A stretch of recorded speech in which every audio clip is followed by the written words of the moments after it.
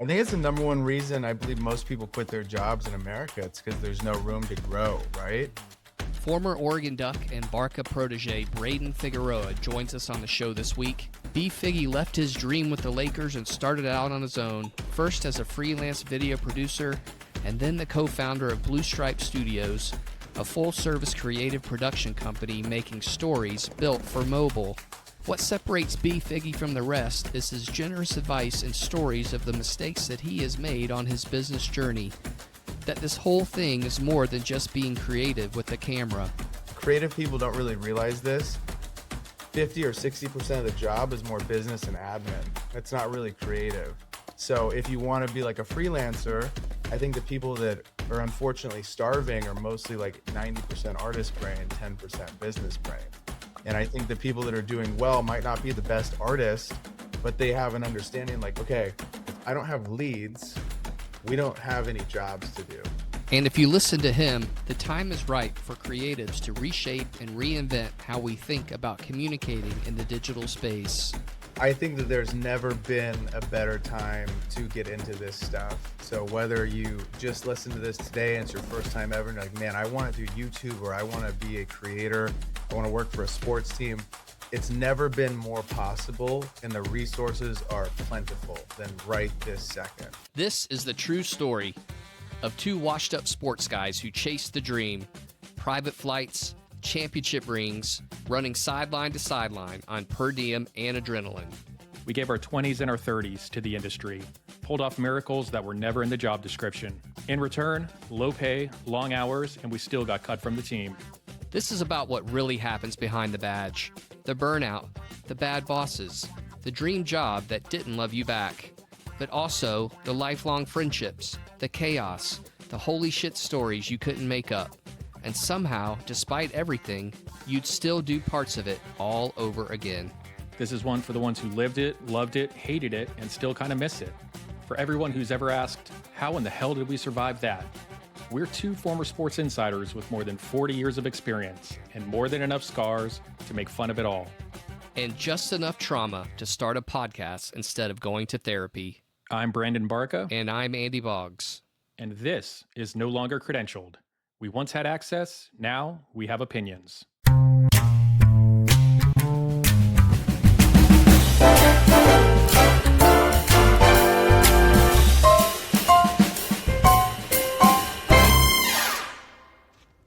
Podcast. You get it. Brayden Figueroa is the definition of betting on yourself. For 5 years, he worked as a video producer for the LA Lakers. Then one day he woke up, quit his job with one of the biggest sports franchises in the world, and decided to chase his dream of starting his own business. But to me, Brayden will always be that wide-eyed college athletics intern riding a skateboard across the Willamette with a passion for creating back at the University of Oregon. We actually discovered him there through an open talent search. No joke, kind of like American Idol back in the day. He sent in his reel, wowed Simon, Paula, and Randy, and literally advanced to Hollywood and became a star. Now, here's the thing. As a young creator for the Ducks, Brayden didn't have the best video equipment, but he still made some dope-ass shit. And more importantly, he gave a shit. He's always had that it factor. He was a leader among his peers, always learning, collaborating, and pushing to get better. Fast forward to today, he's the host of the 505 Podcast, a hub spotlighting some of the best creators and marketing minds in the world while helping others learn and grow. Recent guests include industry titans like Gary Vee and Seth Godin. The 505 Podcast is closing in on 200 episodes with more than 20,000 YouTube subs, 80,000 followers on IG, and 1.2 million likes on TikTok. Brayden is also the co-founder of Blue Stripe Studios, a full-service creative production company making stories built specifically for mobile. So please welcome to the show, Brayden Figueroa, better known as B Figgy, the king of the one-handed crack, and the rock master. Welcome, my friend. What's going on, guys? I'm excited to be here. Excited to talk to your group. That was a heck of an intro. Let's go. Man, I'm thrilled to speak with you today and just soak in all the knowledge and really share it with our audience. I think you can be a really big help. Let's do it. 200 episodes is great. I can't believe we've done almost 200. That's insane when you say that. I was we were just in Texas and I rapped and I was like, that's episode 171. I was like, oh my gosh, we need to do something fun for 200. We'll figure something out. It has to be a blur looking back at your first 10, 15, 20 episodes. I know as creators, you tend to not want to look back at where you started because, we've just started our pod as well. And I'm already feeling like, oh my gosh, what was I doing in the first month or two? And I'm sure I'll feel that way when we get to 200. I really just try to think back to the first original group that was listening, because I did a pod before the 505 pod. I did a pod, I got to 66 episodes. So I had about a little over a year of every single week doing a pod, learning how to do it, learning the ins and outs, and just how to speak in a long form way in like an hour plus conversation. So when we started the 505 pod, I had like a decent idea, and a lot of that original group, maybe there was like 100 people, they came and hung out with us on the 505 pod.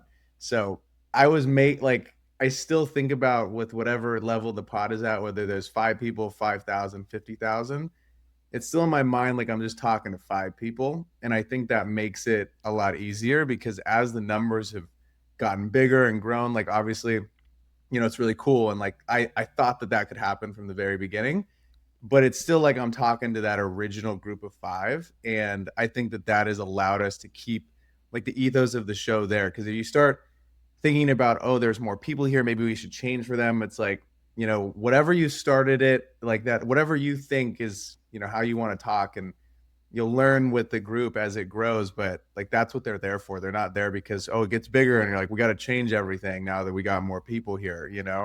There's a reason why it started to gain traction, and it's really cool now to see that. So it's been super fun. We wanted to center today's convo on leaving sports and starting your own business, which you have done. A lot of people that we hear from in the industry feel like working in sports is all they know. They're unsure of what else they could do, maybe even fearful to try something new. Then before you know it, they've been stuck in the field for 20 plus years, underpaid, overworked. Hell, Boggs and I are living proof of this. Yes. Yeah. But you, my friend, decided to make a change. So why did you quit your dream job as a video producer for the LA Lakers? Yeah, to start, I loved working for the Lakers. I loved working for the Ducks. They were great people. And while I've heard horror stories of, other different brands and sports, like there was great people at both of those companies. I always wanted to start a company. I had started a company when I was in school. When I was still a junior, I'd started my first LLC, which eventually would go on to not make a lot of money, which would why it would fail. And I learned a lot about that first company that I made. And I had a business partner. We did the exact same thing. If any of you are looking to start a business, don't start a business with someone who does the same thing as you. You want people who complement your skills. So that was a learning experience for sure. But I knew I wanted to start a company when I got that job. My cousin, his name's Jeff Davis. He's a big advertising guy. Owned an ad agency called Molio based out of Utah. And I called him and I was like, hey, my company's not doing well. We don't have any leads. And he's like, my advice is to go try to work at a big brand and just learn. He's like, because I think you're really talented, you're smart, you get how this stuff works. He's like, but there's just certain intricacies that only you can learn at a big organization. And he's like, you're just literally going to get paid to learn. I was like, okay, I'm going to try to find, a good company to work in. And I got really lucky. I was on my mom's couch. I was sending out tons, like hundreds of emails every week to different brands to try to hire my company, and it wasn't working. And that Lakers job had opened up, and I'm like, you know what? This is a huge brand. Like, let me just try and soak up all the information I can and just do a great job working for that team. And I ended up being there for 5 years. It was honestly an exciting experience. The first year that I was there, we won a championship. I got an NBA championship ring that I'll have forever, which is so wild. It's engraved and everything. But with that, I took a lot of learnings, and I've coached a lot of people in sports. I probably coached 500 people in sports videography specifically. And I've had them get jobs at companies where it wasn't a great fit, or the manager was, very controlling. And so I think it all comes down to the people at the company. And if they're willing to pay you what you're worth, which I think is the golden kicker here, right? Is getting compensated fairly for like the work and the hours that you're putting in. And, if there are good opportunities though out there, and I still I stand by that. I think there are bad opportunities. I think there's a lot of great opportunities. I think it just depends on the team though. From everyone that I've surveyed, and I've surveyed lots of people, um, it just depends on what that work environment is like. And like you guys are saying, you both worked at Vanderbilt, and you guys are obviously good friends. That's at the end of the day, if you can be friends with the people that you work with, it makes it a hell of a lot easier, because in sports the workload is crazy. You're gone for holidays, and you're gone on weekends a lot of time. Like during the season, I really didn't have much of a life because you have 3 games a week. You're doing practices. I had two other guys that we were splitting stuff with, really one other guy. So, on the road, it was like he'd go, I'd go, he'd go, I go. But then he also did photo. So we would be going together, and I'm like, dude, you haven't had a break. You need to take it, like, you need to rest on this next trip. But, it was an experience to say the least. And I learned a ton that I now take into the company that I run today. Like I take a lot of I give the Lakers a lot of credit for shaping who I am as a creative, and just teaching me what it means to work behind a global brand. And like, I had really smart teachers there. So there was it was like a priceless experience, and I would for sure do it again. And I think that sports creatives don't get enough credit. Like designers, photographers, video. They're like, I always see it on Twitter. People are like, oh, well, you're just in sports. You just kind of like document. But there's a difference between the people that are just like there, kind of moseying around, and the people that are like, there's an elite level of sports Right. creators that are out there. And I don't think they get enough credit. Like they're like, oh, this is just sports design. I'm like, no, this is like crazy shit. They do this day in and day out. They do 10 of these in a day sometimes. They're sending one to community, corporate partnerships, to the game, and then they're working the game at night. Like, those people are wicked talented, and there's so much opportunity if they end up wanting to leave sports, because their experience is it's in so many different areas, right? It's not like for example, like when I think about a sports, let's just use a videographer, someone who uses a camera to take videos of the games. In the production world and advertising world, you don't do 64 different jobs like they're used to in sports land. Hmm. So, I'm the director, I'm the producer, I'm the editor. I'm telling the guy, like, yo, your take kind of sucked. I need you to do that again. You don't do that in advertising land. Like, you just have one specific thing. So in our company in Blue Stripe, like, I love hiring scrappy people that can do like two or three different things. Not because, oh, I wanna just get someone that can do six different jobs. It just rounds them out. So when we're doing something, if I'm like, yo, I need you to grab that stand, they're not like, well, I don't grab stands. I'm Right. this person. It's just made our lives so much easier. And like, for example, on set, I usually am the guy that holds the camera. DPs are usually in like a tent, and an air conditioned tent, and they're just looking at the frame. Like, I'll pick up a fucking stand and I'll huck it across the whole arena. I'm like, I don't care. I just want anything that we can do to make this day go more efficient. I'll go get the food from the cart. Like, it doesn't matter to me. I'm not above the PAs or anybody. And I think that mentality comes from the days of working at Oregon and the days of working for the Lakers, and just like being a part of a team. And it's like, we're all here together. We're trying to like win, and if the team wins, you guys win, as you guys know.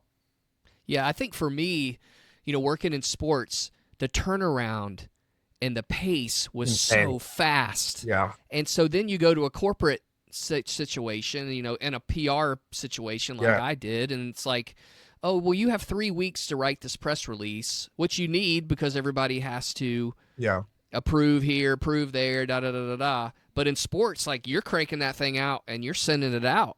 Mhm. And for you guys, like, you're turning video around to have on the recap that night, or things like that. I mean, I think it is very valuable learning experience to just be on the go all the time. Yeah, and I mean, I just didn't see tons of room to keep going up, right? Which is a reason why I left. There's someone in front of me here. I'm never gonna leapfrog over them. And the opportunities that I kept getting called for outside of the Lakers were big. They were huge brands. They were brands like Nike. And I'm doing these shoots on days that I don't have work. I'm doing them on Saturday and Sunday in the off season, and I'm getting paid close to what my salary was for like a day. And I'm doing the math, and I'm like, man, in those summers I was making a lot of money. I'm like, this is crazy. I'm working on a few of these brand shoots, and what I'm getting is, is just it was a lot of money. And so I had to leave. I couldn't do this one job, and it was like 10 grand. Because I had a shoot that I had already said, like we had talked, and they were really cool about like, this other video guy, we would always talk. And if he had something going on, I'd cover for him, no problem. And same with me. If I was like, hey, on this Saturday, like I have this thing I was supposed to shoot, would you be down to swap? And he was super cool about it. But I had taken this job and people were not able to like cover. We had already talked. Someone's going here, someone's going there. I'm like, damn, I'm losing out on this money, and this is a lot. Like this is going to be a really big thing for my summer. So that was also just like a kicker where I was like, I got to really think about this.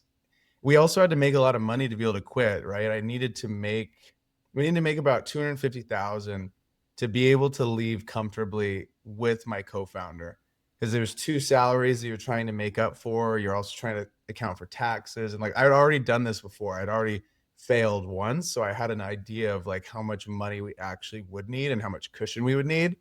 And we had landed a job with, as I was on our way out, we landed a job with, I can't remember the company, but we had landed this job and I was like, this is the ticket. It's like right in front of our face. We have to do this now. And it was damn near a year ago, about a week ago. So yeah, we've been running it up. What happens when you hit your ceiling in a job and you're not really learning anything anymore? I think it's the number one reason I believe most people quit their jobs in America. It's because there's no room to grow, right? And I just continuously felt like that. I was like, we're not elevating here. I tried to do certain things with the productions that I thought should have happened. And I just didn't think we were elevating video specifically. I was like, I could do these big shoots. Like I'm doing them when I go home, I'm investing in all these lights and these cameras and all this stuff. So I know we can do it here, and I think we would hire this company that would do like the media day stuff. And I'm like, I'm not at that level yet, but we can scratch the surface of this for sure, and for a fraction of the cost. There's just a lot of things that sports creators can do. They're really talented. Photo, video, design, like, and even anything on the business side of it too. Like you're juggling a lot of hats. You're an SID, like you're doing 6 different things. A sports information director, they're not just doing whatever the job description was. So I do give it out to all the sports creators, because I think, and just people that work in sports, because we all know how demanding it is. Well, I think too, and maybe you can talk about this, is the people in that sector, we kind of undersell ourselves. Yeah. Do you have any ideas of how we can be better about kind of tooting our own horn? I do think people in sports undersell themselves, but I think it's like you're fishing in the wrong pond. I don't think sports necessarily is it's a system that's broken. It's not like the people inside of it are necessarily broken. They've gotten away with not having to pay people tons of money, especially like the smaller markets, because they know that there's a group of people coming that'll gladly like take the job, which is very hard to break a system and a very like profit hungry companies. So it's hard for me to say like, oh, we should go in and say, hey, this is our value and this is what we're doing. I think that, and I don't have the answer for like how the system can change. I'm saying, oh yeah, they should pay people more and they should do this. I think that we've seen time and time again that they just don't do that, or they're like totally okay with you leaving because there's a group of hungry people right behind you. So I almost think that it's one of those things where it's like you get in while you're younger, and you do the job and you learn a ton if you like sports and you enjoy working in sports, and then you take the knowledge that you have and take it into something else, whether it's advertising, marketing, whatever your interests are, but I think it's extremely hard to find a company that you can stay with for 10, 15 years. I don't know if that really exists anymore. And advice that I give people, if you are going to work in sports, I think people should leave after like a year or two if you're not bumped. if you're doing an exceptional job and you're really good at what you do, you should leave after a year if they're not bumping you, or 2 years. Mm, Because if you job hop, you will get higher titles and more money at other places. right. If you're not fulfilled, right? If you're like sitting there and you're like, hey, I asked for this. I made it very clear to my manager, like, this is what I wanted. And I didn't see anything at the end of the year, or I didn't get my bonus and I worked really hard. You should go somewhere else, and somewhere else will maybe be a better fit. But I tell people this that I've coached before, like you shouldn't chase the logos, because sometimes the big logos are not what they seem. So, Mhm. I was like, you might get way more experience at a small D1 that doesn't win many games, but you might go with the women's soccer team who doesn't get any coverage at all and have the best, most fun year, and like tell amazing documentary stories, and they'll let you do whatever that you want because it's a smaller school and they need content. So I think you get you get blinded by like, oh, Oregon football, but maybe you can't do as much fun stuff with Oregon football if you're just starting out, right? That's the example I'm going to give. Or you go to Alabama, it's like Mm, Alabama doesn't want to do all this shit because they're focused on football. But like the teeny tiny D1 school also in Alabama, they really would love to have great content and have these stories told so they can get recruits. So right.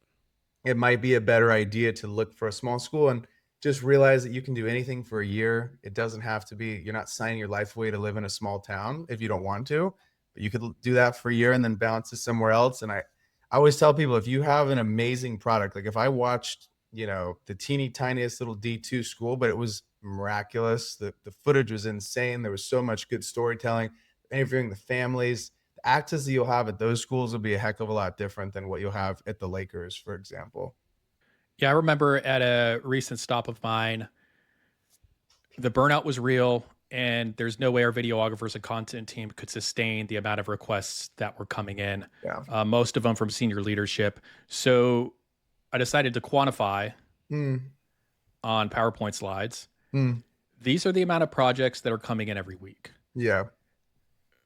Here's the education on how long it actually takes to produce one video, Yeah. the hours. And when you talk about everything, wearing a bunch of hats, just, you throw in logging film, you throw in sound mixing, you exporting files in different sizes, it adds up. And Mhm. I think a lot of the senior leadership didn't grow up in this era, especially when you're working in sports teams and you have people that maybe have been in those executive chairs for 20 years. Mhm. And it always goes back to, I don't know if you ever thought about, and maybe this was a decision why you decided to bet on yourself as a creator, but did you ever do the math in your head of how much your content was worth and the hours you had been spending on projects for turning things on a dime, and what those freelance rates might be? Yeah, I just think that not everybody can do that. So it's easy to see like maybe a guy like me and you're like, well, he's doing it, he's hustling. The other thing that they don't see though is when I would come back from work and let's say it was like 6 or 7, I'd work till midnight. So like it took me a really long time to build enough, one, financial runway, and two, just connections to be able to just like quit, right? It wasn't like I just walked in, I was like, yo, I'm out of here. Like we had a huge job lined up that I knew was going to happen. I had a deal with Facebook that was like 25K for the rest of the year. It was like 6 months or something. I was like, okay, great. This is here. I know for a fact I'm going to get that money. It's signed, it's inked. Like they're going to be one of the clients that I'm going to work with. So I had this like, this way out. It's very possible. It just takes time though, and like setting up systems to where you know that you're going to get consistent money, because freelancing is very, very up and down, especially in the very beginning. And like we weren't necessarily freelancing. We're trying to work with, we're starting a company. So if you just quit and you're like, hey, I'm a video person, there's also a shit ton of video people that are doing the exact same thing that are not in sports, that are just freelancing, right? Every single month, or designers or whatever it may be. So I tell people what the best thing you could do is find a client that you can work with, whatever it is. If you're a marketer, you should consult. If you're a video person, you should find a company that you can do consistent video work for leading up to you leaving your job. And what that could look like is, let's say I found Susie's Cakes in Los Angeles and I make a great relationship with them. Maybe I don't have time to edit because it's during the season. I can shoot their stuff on Saturdays, but I don't have time to edit or something. You could shoot the stuff, hire someone to edit it, and just start building a great relationship with them and turn it into something monthly. And then when you're on your way out, great, I have 3 grand coming in right here. That's like guaranteed. So I don't, I'm a, I take risks, but I take very calculated risks. And so I knew, hey, I have a chunk of money saved. That's great. I also have consistent income coming in because, there was a time maybe in like the third or fourth month after we had quit where we were like, holy shit, we're spending a lot of money. We got a lot of burn and we don't have a lot coming in. And we had another big job that like saved us, and that's the whole thing with business is if your leads dry up, you don't have a business, you just have a hobby. So trying to get the right systems in place to where the leads keep coming in and that you have retainers that are consistent. So that money is expected, and we've been really lucky. We have like great partners that we're working with right now. These one-offs that are large are just a cherry on top, but a lot of what we do is shifted to what I originally thought it was going to be. And, you know, you got to be willing to email people and DM people and see if people need help. And I think creative people don't really realize this. 50 or 60% of the job is more business and admin. It's not really creative. So if you want to be like a freelancer, I think the people that are unfortunately starving are mostly like 90% artist brain, 10% business brain. And I think the people that are doing well might not be the best artist, but they have an understanding like, okay, if I don't have leads, we don't have any jobs to do. I need to be hitting people up, or like I do this all the time. I go through my Rolodex and I say, who did I do work for last year that I haven't talked to in quite a bit of time? And I'll reopen a conversation just so I remember, oh, I really liked working with that B Figgy guy. His company, they were good. They were fun. We had a great time. They did great work. So I just throw stuff out. Maybe I'll comment on their LinkedIn. Maybe I'll DM them something. And I'm not saying, hey, give me a job. I'm just, hey, just checking in. Saw you guys did this. That was really cool. Just normal conversation. Just so it's another form of advertising. Advertising is just people remembering you, right? If Barca has a company and I'm like, oh shoot, he has a great drink company, and I see it out in the wild, I might think about buying the drink company again. It's the same thing with us. That's the reason I post so much shit. I post so much shit for 2 reasons. One, I love helping people, and I think people get a ton of value from the things that I post because they're real experiences, right? And hopefully it expedites someone's time period. Number 2 is advertising for my company. If I'm posting a lot on LinkedIn and on Instagram, people are going to see it. And I've gotten amazing jobs from a personal post on Instagram, big jobs from a personal post because someone sees it and they go, I resonate with what this guy's saying. He's open, he's honest, he talks about these things in business that I'm also interested in. We should give them a shot, and that's how something might happen. You really do never know who's watching. So question for you, this is kind of in the weeds a little bit, Mm-hmm. but how do you know what to charge people? Oh, that's a great what, question. How do you what is do you have a formula? Do Yep. you just kind of play it by ear? Is it feel or what? I got a great formula for you. Okay. So there's 2 different ways that I think creative people price stuff. This could work if you're like a marketing company. It could work if you're creative. A lot of people charge by the hour, which is not great because you get screwed if you do it really fast. So let's say Barca just picked up camera stuff and I've been doing it for over 10 years and it takes him 14 hours to do it. It takes me an hour. By an hourly based pricing metric, you would make a heck of a lot more money than me if I turned it around an hour, right? If they're the same product, I would argue if I was a business owner, I would want it way faster and I'd want the best one the fastest, right? So we could keep going with all the other stuff that we're doing. I tell people to charge off a value-based pricing metric, which varies depending on the project. The tricky part about this is you can kind of only start to understand what to price by messing up your prices and seeing what stuff actually costs. So like, for example, I've done stuff where I'm like in my head, this is a perfect example. I did a shoot when I first graduated college for $10,000 for this smart home company. And I thought I was a millionaire. I was like 10 grand. We just graduated. I'm so rich. This is crazy. It was 5 videos. I made the mistake of not including revisions in the contract. So we ended up doing like 40 fucking rounds of revision for the job. And I tell people these stories, so hopefully they don't make the same mistakes that I did, right? And at the end of it, maybe we got paid 10 cents an hour to do all this work, and it dragged for 6 months.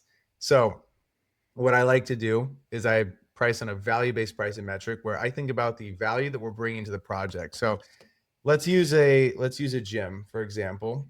Let's say we have a gym that makes $500 a month for a membership, and let's say their members typically stay for 3 months. Okay. So we have $500 for a membership, and they're come to me and they're like, hey, we have this new campaign we want to roll out. We want 100 new members. I go, okay, great. That's super. That's now I can understand more of what you guys are doing. I never just get a call and say, hey, what does this cost? I'm like, there's so many different variables that go into it, right? How many days are we going to be shooting? How quick do you guys need the edits turned around? On set, what do you guys typically have? Is there something we should be expecting from you guys? Do we need to rent any locations? Do we need permits?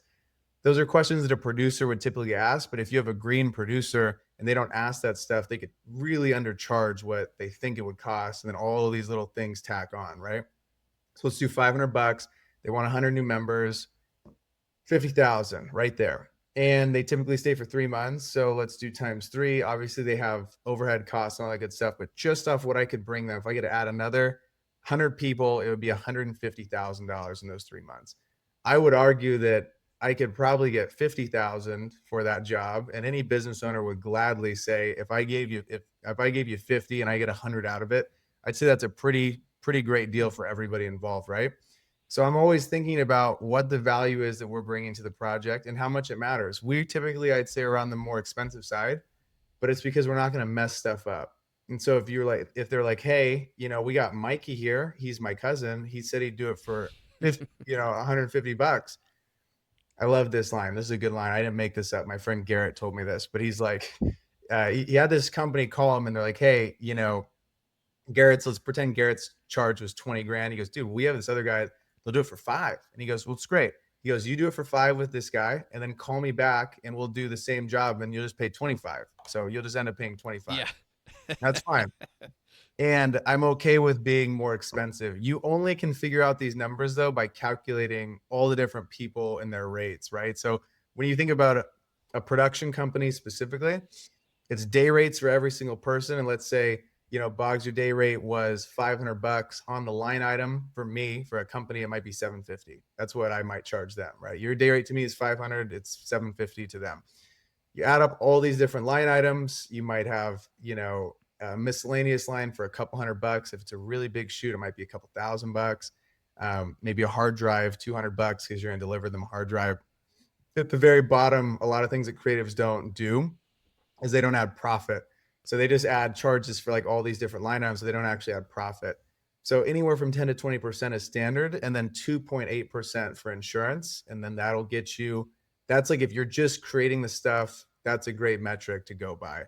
But if you're like the agency, that's where I go the value-based pricing metric. If I was calling a freelancer and I was like, hey, what is your rate? They're not going to be like, well, what's the value that I'm bringing to the project? They're going to tell me their day rate, right? They're like, oh, my day rate's $500 or my day rate's $1,000. Great. That's perfect. And if I have less money for the role, I just tell them, I say, yeah, I have $750. Do you want to do it or not? And they'll say yes or no. Or they'll ask me, hey, can you get up to 1,000? And if they're like spectacular, I'll say, sure. Yeah, maybe we can figure something out. And if not, I'll say, no, that's what I have. So if you want to do it, I'd love to have you. If not, I totally understand. So that's how I price my stuff. Poor Mikey's taking strays on this podcast, man. Feeling for him. But okay, let's dig a little deeper here. I want to hear where you've had success in monetizing as creator. Obviously, there are a lot of ways. Where are you actually seeing money come in? Is it platform rev share when you talk about YouTube and TikTok success that you have? Or is it ad sponsorships? Or is it something else? You're talking about for like purely myself as like a social media, that whole world. So 505 content, you guys are posting episodes every week. Yeah. YouTube AdSense has been great. It's a very slow burn. I think just now are we seeing, I'll tell you, like our last YouTube check was $2,200. And that's like insane to even think about. I don't look at YouTube AdSense though. It's like, that's a consistent thing that's coming in because it could fluctuate. Next month, it could be $1,000. So I look at YouTube ad revenue as a cherry on top, and it just helps us continue to invest into the pod. But brand sponsorships are awesome. I've been working with Artlist.io for years, and we're now getting new sponsors that are, wanting to integrate with us, which is awesome. We've been super selective though. We've had hundreds of brands hit us up, but a lot of them just aren't the right fit. And it would be weird for me to talk about something that I don't use or don't see massive value for the group and think that, oh, they're gonna for sure like this and use this. Um, then you have like reel integration, so partnering with these brands where it's like, oh, you get an ad read and a reel or something like that. And try to think on the pod side of things. What else that we do? Oh, Kostas and I do a cohort that we do a couple times a year. We're doing it right now, which is it's super fun. We basically bring on a group of creatives and we teach them how to price, pitch, and position their work to go after brands. So these are creatives who, they might be at a full-time job making some side money freelancing and they're trying to quit, or they're doing this full time, but they're not doing it the level they think they should be doing. And we do that like 2 times a year. So that's super fun. And we're doing it right now. We've been able to do it, I think 3 times now. And it's been great. It's been really fun. So those are the different ways that we make money. We sell digital products too with the pod. We sell like it's like a pricing guide that's like $50, helps people kind of learn how to price what I talked about with more information in it and kind of going over more in-depth examples.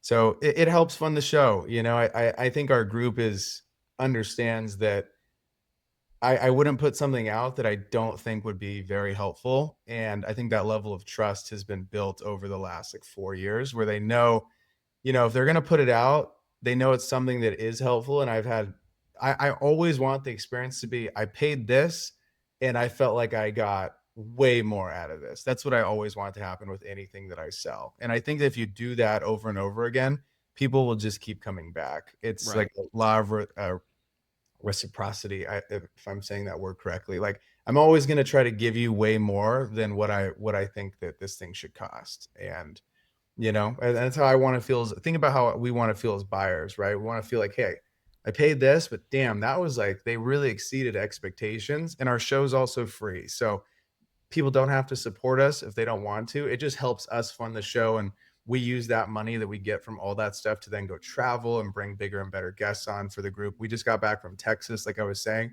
That stuff's not cheap. And they know that. I'm very transparent with them. Like they know how much the stuff costs. Like we went to New York a month ago. It was $6,000 to go to New York for 4 days. So it's not cheap to do these trips, but they're also the way that I get to bring the biggest and best guests to the Rocks. So I want to be able to keep doing that. And so if people, buy a $50 thing, that goes directly into us being able to travel. So, I'm just really grateful for the group that listens to us and watches because I feel like I know many of them personally. I've talked to a lot of them in the DMs, and that's something that I want to keep doing. I've done it for years, and someone had literally DM'd me the other day, asked me to send me a fucking novel, and I'm like, okay, got to get back to that, but that's an essay. And I sent him a video response, and he goes, "Holy shit, I didn't think you'd actually respond. You sent a video like I thought you were full of shit when you said you'd respond to the DMs." I'm like, "No, I do it. You just fucking sent an essay, so it took me like a week and a half to debrief what you said, but I got back to you." Hey, can you talk about AI in your space? I Yeah. just where you think it's going, how's it affecting you? Mm, I always kind of think that the creative space, like the videographer, mhm. the photographer, those guys are I mean, you can disagree with me, but this is just a thought. Tell They're me. kind of insulated from AI, right? Because it takes a certain skill to get that picture. I mean, there's not some computer generating it. Yeah, Um, I think I what don't know. Just yeah, I think get your what'll take on that. I think what'll end up happening is they'll have to learn how to use it for whatever workflow that they do because it's the worst it'll ever be right now, and it's still really good. Hmm. So I think like I have a friend that does product. Product has a lot of laws around how you can shoot food and stuff. Like I couldn't just like AI make a burger and be like, this is the McDonald's burger. It has to be shot and it has to be real. So I think product is safe. I think sports videographers are very safe. Hmm. Sports photo, very safe. Um, I think I think people are just going to have to learn how to integrate it into their workflows. If people turn a blind eye, I think it'll get really scary in the next few years. But there's so many different ways that you can use it as a creative. Going back to what we were talking about earlier about figuring out how to generate leads, like I would ask our good friend ChatGPT about different ways that they can generate leads, and use the platforms to your advantage. You have access to them. They cost quite a little right now. There could be a period where it really becomes pay to play and they become much more expensive. So as we all have access to them right now, I would be playing around with them and just seeing, what it is that you can do to add it into your workflow to make stuff faster. Because like even Autopod's not perfect for Adobe yet, but there could be a world in like a year where it is perfect and it learns from how you edit, and it can cut that podcast in like 10 minutes. Like we use Autopod, but then we go back and actually edit it again to clean it up because it's not perfect yet. But that's an example of something where a year ago I said, this shit sucks. We'll never use it. It's not gonna take over. And today I'll eat my words. It's great. It saves us hours and hours of time. So anything I think that you can do to expedite time is worth looking into and seeing what you can add into your workflow. Oh, okay. I'll tell you this one. This is interesting. I think the people who just rely on influencing, like they're just, oh, I'm a creator and you insert random brand in front of my face and I'll talk about it. Those people I think are screwed in like 2 years because there's AI influencers that these brands are creating and they're just going to use them. The ROI on influencers as a whole has gone down a lot. So I think unless you have a brand, i.e. the 505 podcast is a brand, it's not just like, I'm B Figgy and I sell you all kinds of different stuff every single week. Those people I think are screwed. And I think they need to be thinking about how they can build some sort of brand. You need to be able to be sought out and understand like, oh, I'm going to these 505 guys because I know I'm going to get something in creativity and business this week. I'm going to search them out because I don't know how many videos are uploaded to Instagram. It's like 100 million a day or something. Okay. In a year, that's going to be 400 million and 300 million of those are going to be AI. So that's where stuff gets weird. YouTube's also not monetizing 100% AI content. So I would be living on YouTube. If I was a creator right this second, I'd be like, how the heck can I start making long form YouTube videos? Because that's where the deepest connection is on YouTube. I think you're 100% right about this. There's only so much people want to be pitched products, and it doesn't feel real. It doesn't feel authentic. It doesn't feel genuine. But the creators out there that are making an impact, it's similar to your stories. They're the ones connecting with their audience. They're the ones in the DMs. There's another face on the other side of the phone.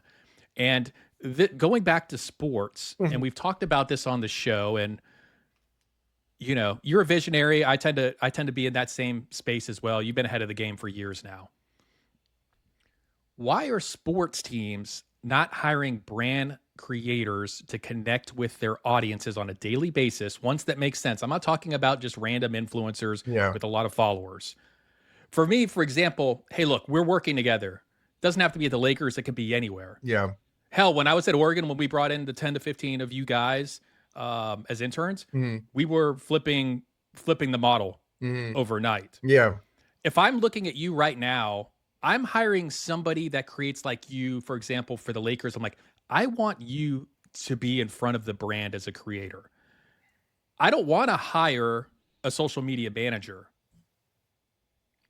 Granted, you got to have some of those positions to handle the day in and day out, but I want someone that's living the brand, that's documenting it, that's engaging proactively with their audience. So why are sports teams not going this route as quickly as other industries? I think their heads are a little bit in their ass. I was making like vlogs of like a game day, and that stuff would have done ridiculous numbers if it was just posted. I think there's this weird connotation that like, oh, I'm not on the team, so therefore I shouldn't be made, like that wouldn't make sense to go on our platform. It would have crushed on TikTok. It would have got No doubt. millions of views. People would have loved it. Would have been insane. I'm confident. And then I'm confident on that. I think that the smartest teams would hire a girl or a guy like that is a fan of the brand who can make great social content, and they would integrate them in and have them be like, hey, this is like our it's similar to how like a reporter is for the team, or like the Lakers reporter, Mike Trudell, right? It's similar in that realm, but it's just socialified now. It's not like in their head, that's what they see. If I was trying to explain to someone, I'd be like, so imagine you have a team reporter. Okay, great. Now imagine that with a team creator. That's how that should be. I think the tricky part is that person has to be a very specific kind of person. They have to be brand friendly. They can't have crazy shit from 10 years ago on their social because it will be unearthed and people find it. So that, I mean, that is 100% the route these brands and teams should go. You see it, and some brands are doing this right now. Regular brands are hiring people to be like the face of the UGC. You know, it's a common thing right now. Where I have a buddy who has a company that's all they do. They find creators who want to go work at, like, there's a shirt right here, a Kith brand. They want to go work at Kith, and they'll find someone who's trendy streetwear fashion who would make content for them, integrate them into the stuff, and it would be like a pillar of their content. And that's brilliant. And that's what people should be doing. They won't do it. It probably will never happen because in their eyes, they're like, well, they're not an athlete. But that's just not the world that we're living in right now, you know? So they should do it, but they won't. What are maybe the top two pieces of advice you received when you started this journey that you remember? I think just to keep learning, keep a growth mindset, try not to feel stagnant in the skills that you have, and just keep finding, whether it's books, whether it's mentorship, whether it's tools that are online, YouTube University, watching and trying to just pull something and get 1% better, I think has served me very well. And even to this day, I still have this joking saying that, oh, I'm like, oh, we're always at day one. Because I think if you look, it's really easy now to, me and my buddy have this joke, like our last pod, it's at like 40,000 with Seth Godin. And we're like, do not drink the Kool-Aid. You look at the Kool-Aid and you start fucking drinking the Kool-Aid, you get complacent. And it's just like, you can't get in a clouded headspace with all the numbers, because inevitably we're going to look back in probably a year. And if it's at 30,000, I'm like, no one watched this shit. No one watched this. I can already see it. That's what I'll say. Be like, no one watched it, 30,000 views. So not get caught up in the numbers and just focus on what you can control with anything. Like, focus on what you can control. You can control your attitude. If you're applying to a bunch of jobs and you're getting a bunch of no's, it's not because you're like a terrible person or you're not a nice guy or a nice girl. Maybe they just were looking for something else, but you can control what you can control. So make your website better, make your portfolio better, make your resume as good as it possibly can, reach out to multiple people at the company, and then keep applying, because it's the only thing you can control.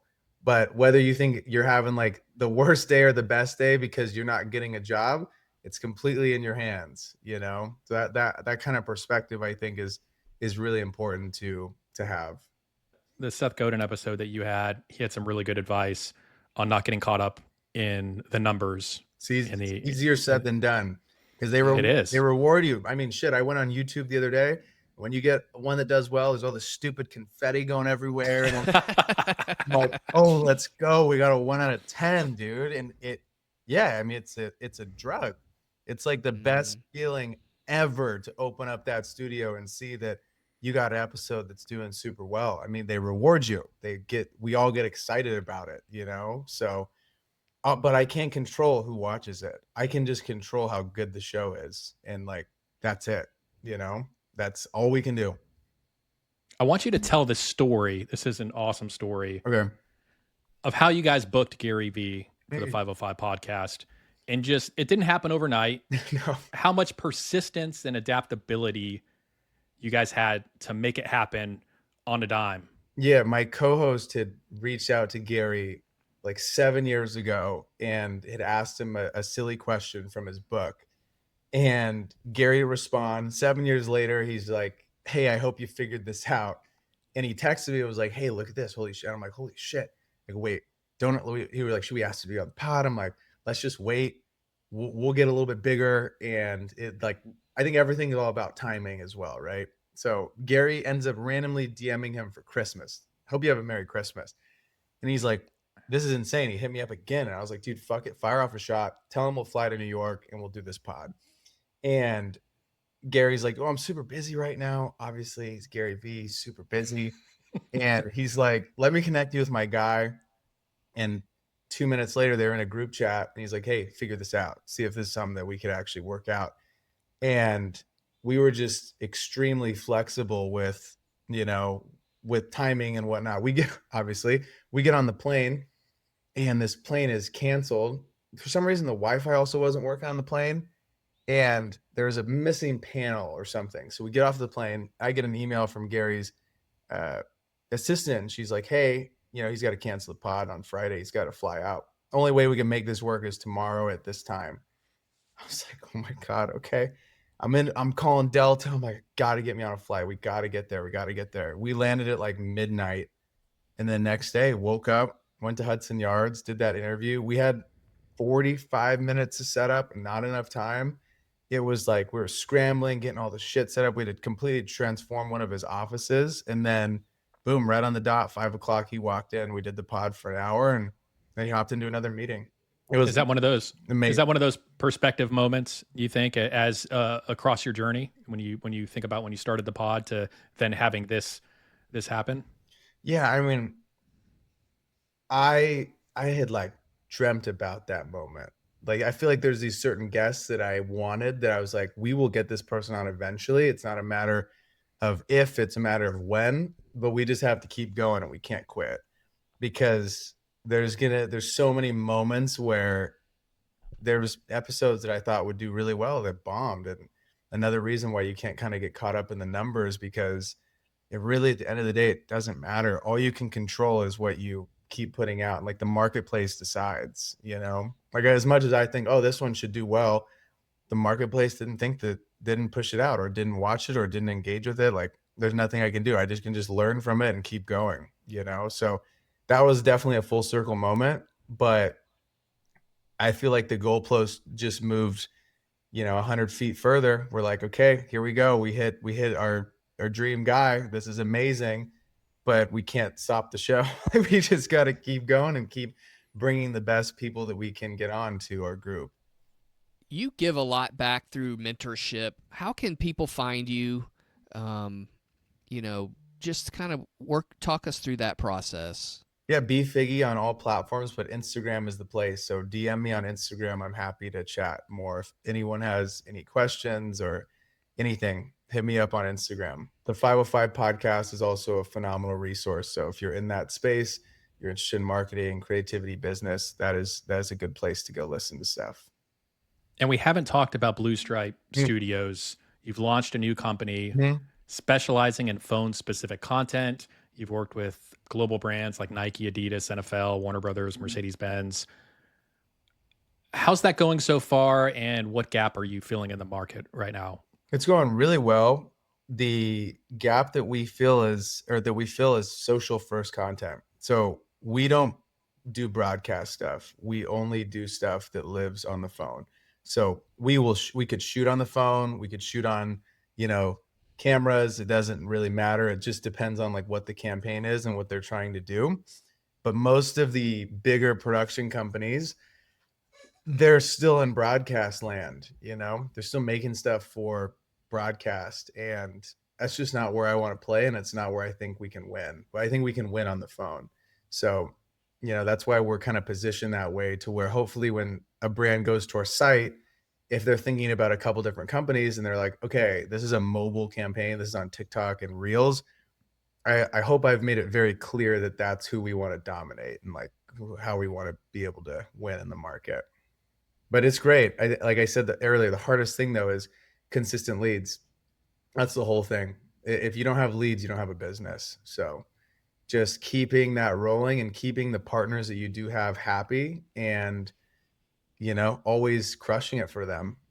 We landed the biggest job ever. I wouldn't even be able to talk about it for 6 years, which is insane. But it's a massive job with a humongous brand that I won't ever be able to talk about until I'm a lot older. So, but it's exciting. Like when people see it in a few years, they'll be like, holy shit, I see what he was talking about. So, which I'm excited about. I'm going to throw something at you here because you're very inspiring. You just have your head on your shoulders, a very positive guy. And you've been that way since I've known you in college. And you remember the days of going like after an Oregon Ducks victory in the football locker room, you're filming the speech that coach is giving to 100 people. Well, now I see you as the coach. You're standing up in the locker room and giving a speech. I want to hear something motivational of what you're telling creators out there right now. I think that there's never been a better time to get into this stuff. So whether you just listen to this today and it's your first time ever and you're like, man, I want to do YouTube or I want to be a creator, I want to work for a sports team.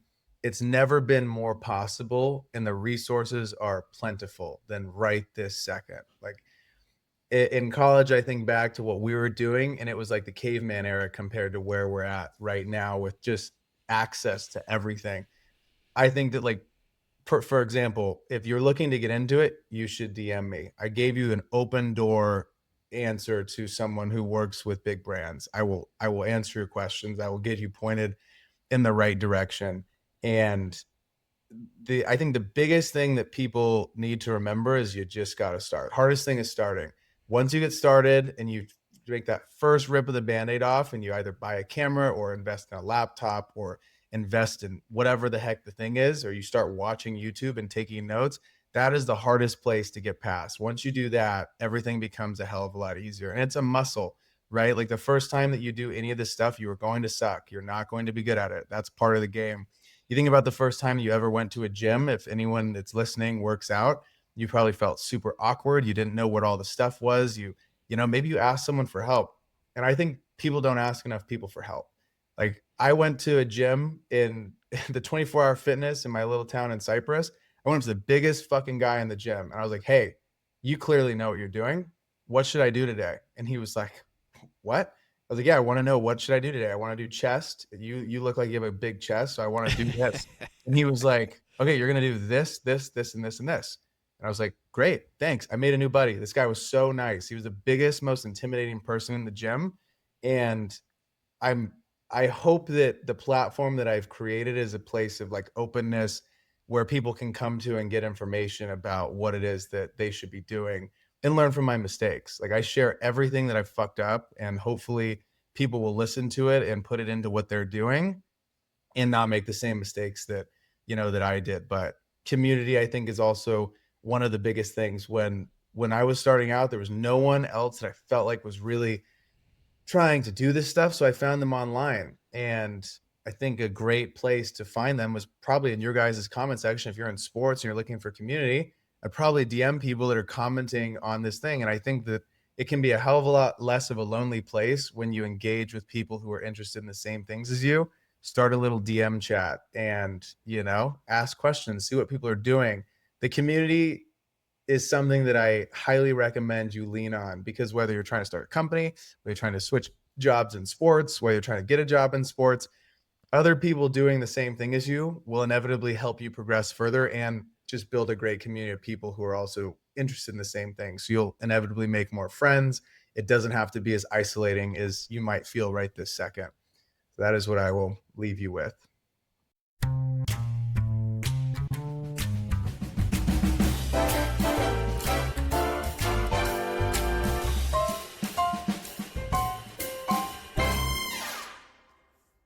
Time to wrap it up.